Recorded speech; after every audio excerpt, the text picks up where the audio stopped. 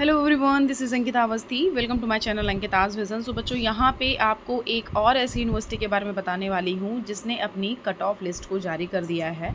और ये जो कट ऑफ लिस्ट है, ये इसकी 3rd कट ऑफ लिस्ट है जिसने अपनी लिस्ट को जारी किया है। उस यूनिवर्सिटी का नाम है डॉक्टर हरि सिंह गौर विश्वविद्यालय, जो कि MP में है, जिसको हम सागर यूनिवर्सिटी के नाम से जानते हैं।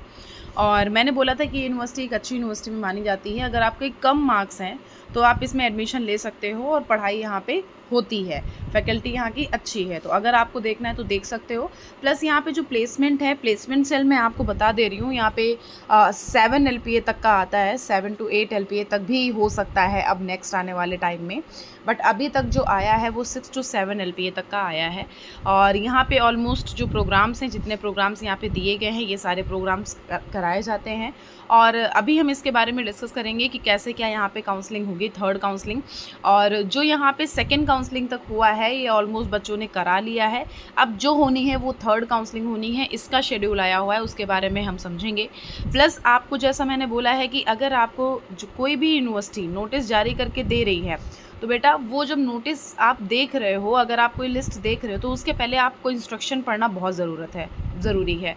इंपॉर्टेंट नोट्स जो है ना, यहाँ पे इसको पढ़ ज़रूर से लीजिएगा। आप ये अपने अकॉर्डिंग देख लीजिएगा, क्योंकि मैंने आपको इसको पहले भी बता रखा है कि किनको 5% रिलैक्सेशन मिलता है। जो NCC NSS वाले बच्चे होते हैं, अगर आप सर्टिफिकेट लगा रहे हो तो आपको 5% रिलैक्सेशन मिल जाता है टोटल मार्क्स को लेकर के, एंट्रेंस के।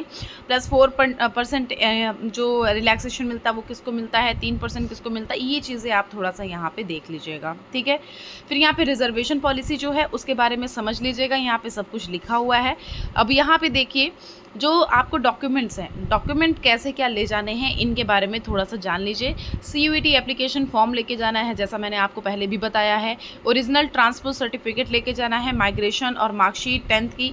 अभी जो मैं बोल रही हूँ वो सुनो, 10th प्लस 12th मार्कशीट और सर्टिफिकेट, ठीक है, ये हो गया। प्लस आपका ग्रेजुएशन का जो हमारा जितनी भी सेमेस्टर की आपकी मार्कशीट है वो लेके जानी है। और अगर आपके पास नहीं है, अगर आपका वेटिंग लिस्ट में है, तो आप इनका अंडरटेकिंग फॉर्म फिल कर दीजिएगा। अगर माइग्रेशन आपको नहीं मिला है तो ट्रांसफ़र सर्टिफिकेट और ये माइग्रेशन और ये कैरेक्टर सर्टिफिकेट, इनके लिए आपको ये कुछ नहीं कहेंगे। इनके लिए ये आपको टाइम दे देंगे कि आप बाद में भी आ करके फॉर्म फिल कर सकते हो, मतलब अपना सर्टिफिकेट दे सकते हो। तो उसके लिए बिल्कुल भी परेशान होने की ज़रूरत नहीं है आपको, ठीक है। प्लस आपको जो यहाँ पे आपने फॉर्म फिल किया था इस यूनिवर्सिटी का, PG रजिस्ट्रेशन का यहाँ पे जो किया था, वो वाला कन्फर्मेशन पेज आपको लेकर के जाना है। प्लस सर्टिफिकेट कैटेगरी वाला ज़रूर लेके बेटा जाना है। अगर आप वो लेके नहीं जाएंगे ना, तो एडमिशन होने में पॉसिबिलिटी कम है। इनकम सर्टिफिकेट इन केस नहीं भी है तो आप बाद में दे सकते हो, कोई दिक्कत की बात नहीं है। आप एप्लीकेशन लिख दीजिएगा, आपका काम हो जाएगा। फिर यहाँ पे लिखा हुआ है सर्टिफिकेट ऑफ फिजिकली चैलेंज। अगर आप यहाँ PWD वाले बच्चे हो तो आपको यहाँ पे ये सर्टिफिकेट अपना लगाना ही लगाना होगा, वरना आपको यहाँ पे जो रिलैक्सेशन मिलता है वो नहीं मिल पाएगा। 4 पासपोर्ट साइज़ फ़ोटोज़ लेकर के जानी है आपकी। सेल्फ साइन ज़ेरॉक्स कॉपी, सारे डॉक्यूमेंट की ज़ेरॉक्स कॉपी लेके जानी है, मतलब फ़ोटोकॉपी उनकी करवा लेनी है। और self sign declaration regarding gap in study. अगर आप गैप सर्टिफिकेट आपके पास है, जैसे अगर आपके में कोई भी डिग्री कर रहे हो, उसके बीच में गैप हो गया है, तो आपको गैप सर्टिफिकेट भी लगाना होगा। इनकेस उस टाइम पर नहीं है तो वो gap certificate affidavit notary form में लगाना है, और वो आप बाद में भी देख सकते हो, ठीक है। फिर यहाँ पे देखो लिखा हुआ है फॉर डॉक्यूमेंट, और ये सारा सब कुछ यहाँ पे क्लियरली लिखा हुआ है कि यहाँ पे आपको अंडरटेकिंग फॉर्म जो है वो दे देना है। अंडरटेकिंग फॉर्म दे करके आपको बाद में भी फॉर्म फिल कर देना। बट अगर आप कैटेगरी सर्टिफिकेट के लिए सोच रहे हो अंडरटेकिंग फॉर्म देना पड़ेगा, तो नहीं, आपको उसके लिए कोई अंडरटेकिंग फॉर्म देने की ज़रूरत नहीं, आपको वो सर्टिफिकेट देने की ज़रूरत है, ठीक है। यहाँ पे आप देख लीजिए कि जो ये डेटेड है ये 19 जून का है, और रिपोर्टिंग टाइम यहाँ पे 10 तारीख, जैसा कि मैंने ऑलरेडी क्लियर करा भी था आपको। तो ये कुछ चीज़ें हैं, यहाँ पे देख लीजिए, ऑल रजिस्टर्ड कैंडिडेट फील्ड, और ये अपने अकॉर्डिंग देख लेना। प्लस हम ये चीज़ आपको यहाँ पे इसलिए बता रहे हैं कि अभी भी आपके पास मौका है। अगर इन केस आपको कोई भी कंफ्यूजन है कि मैम क्या अब मेरा हो सकता है, क्योंकि आज 21 तारीख है, तो आप लोग अभी वैकेंट सीट का इनके पास निकलेगा। जैसा कि आप ये चीज़ देख लिए हो, अभी हम आपको दिखाते हैं, जस्ट अ सेकेंड, 1 मिनट रुकिएगा, अभी हम आपको क्लियर करते हैं। तो यहाँ पे अगर आप नोटिस देखोगे तो ये नोटिस यहाँ पे प्रोवाइडेड है। एडमिशन पे चले जाओ, एडमिशन पे जाने के बाद ये देखिए यहाँ पे नोटिस प्रोवाइडेड है, और इस नोटिस में पोस्ट ग्रेजुएशन पे जाना है, 2023 वाला डाउनलोड हुआ है शायद। एक मिनट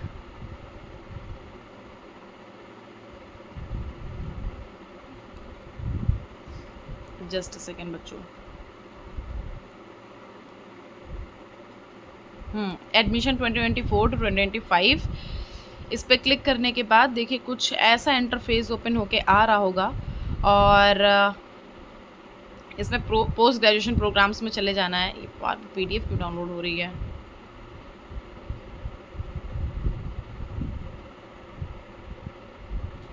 देखो यहाँ पे ये लिखा हुआ है, ये तो अभी हॉस्टल के बारे में है, अभी उसके लिए बिल्कुल टेंशन लेने की ज़रूरत नहीं है। अभी जो मैं बता रही हूँ वो थोड़ा ध्यान से सुनिए। यहाँ पे जो वैकेंट सीट्स हैं, वैकेंट सीट की इन्फॉर्मेशन आपको मिल गई थी ना कि ये टेंटेटिव वैकेंट सीट की इन्फॉर्मेशन है। अब रुको मैं आपको दिखाती हूँ कि क्या यहाँ पे सीट्स का है। सुनो, परेशान मत होना, इसके बारे में ऑलरेडी मैं आपको क्लियर भी कर चुकी हूँ कि ये जो है ना इनकी भी वैकेंट सीट है। आप थर्ड काउंसलिंग जो आई है उसकी बेटा मतलब कितनी सीट्स अवेलेबल हैं वो यहाँ पे बताया गया है।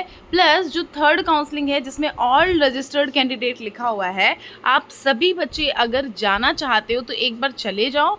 और यहाँ पे इनकेस कोई कन्फ्यूज़न हो रही ना आपको तो आप फैकल्टी मेंबर को कॉल कर लो और अभी भी पूछ सकते हो कि चांस है सर या नहीं है, और अभी एक बार बात कर लेना, क्योंकि बहुत सारे बच्चे इस टाइम भी गए हैं जिनको नहीं भी बुलाया गया था, वो बच्चे भी वहाँ पे जा करके एडमिशन लिए हैं।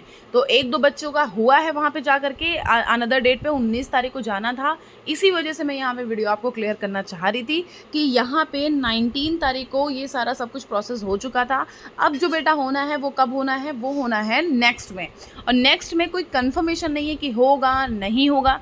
तो आपको ये मैं बोल दे रही हूँ कि आप एक बार फैकल्टी मेंबर को कॉल करके बात कर लो, अगर उनके पास सीट्स अवेलेबल होंगी। आप पहले लिस्ट में नाम देख लेना, लिस्ट में अगर ऑल रजिस्टर्ड कैंडिडेट लिखा हुआ है तब आप वहाँ पे कॉल करके बात कर लो, क्लियरेंस आपको खुद से मिल जाएगा। ठीक है, और कोई कन्फ्यूज़न हो तो पूछ लेना। अब यहाँ पे देख लीजिए जो हॉस्टल के बारे में है, हॉस्टल प्रोसीजर कैसे क्या है इसके बारे में समझ लो। तो यहाँ देखो बॉयज़ है और गर्ल्स हॉस्टल है। यहाँ पे जो ये नोटिस आई है वो आई है रानी लक्ष्मीबाई गर्ल्स हॉस्टल की, link for admission for the student PG first semester girl hostel. आपने यहाँ पे एडमिशन अगर लिया है तो यहाँ पे इसको क्लिक कर लो, और इस पर क्लिक करने के बाद आपको यहाँ पे कर देना है रजिस्ट्रेशन। मैं आपको बताती हूँ, आ जाओ। देखो यहाँ पे आपको ये फॉर्म फिल कर देना है, और आप ये फॉर्म फिल कर दोगे ना तो इन केस जब भी यहाँ पे कुछ वैकेंसी रहेगी ना तो आपके पास मैसेज आ जाएगा कि हाँ ठीक है आपने फॉर्म फिल कर दिया है भाई, अब आपके चांसेस हैं हॉस्टल में एडमिशन मिलने के। तो ये चीज़ थोड़ा सा ध्यान दे देना, ये आपके लिए इम्पॉर्टेंट है, तो समझ के सारी चीज़ें तब करना। तो यहाँ पे आप लोग अगर नहीं फॉर्म फिल किए हो ना तो इसका फॉर्म फिल कर दो, आपका ये हॉस्टल का फॉर्म का लिंक आ गया। और ऐसे ही ऑलमोस्ट सारे ही यूनिवर्सिटी का आएगा, तो उसके लिए परेशान मत होना। ठीक है, सारे ही यूनिवर्सिटी ऐसे ही अपना हॉस्टल का प्रोसीजर निकालेंगी। तो जो ये थर्ड लिस्ट है इसके बारे में ऑलरेडी मैं डिस्कस कर चुकी हूँ। अभी मैं इस वजह से बोली हूँ कि आप अपने डिपार्टमेंट के फैकल्टी मेंबर को एक बार कॉल करके बात कर लो कि सर क्या यहाँ पे अभी चांसेस हैं एडमिशन होने के हमारे, और क्या सीट्स अवेलेबल हैं, इस बारे में एक बार बात कर लो। हो सकता है हो जाए, अपने डिपार्टमेंट पे एक बार कॉल करके क्लियर तरह से बात कर लीजिएगा, अगर आपका मन है तो, नहीं मन है तो। ठीक है, थैंक यू सो मच।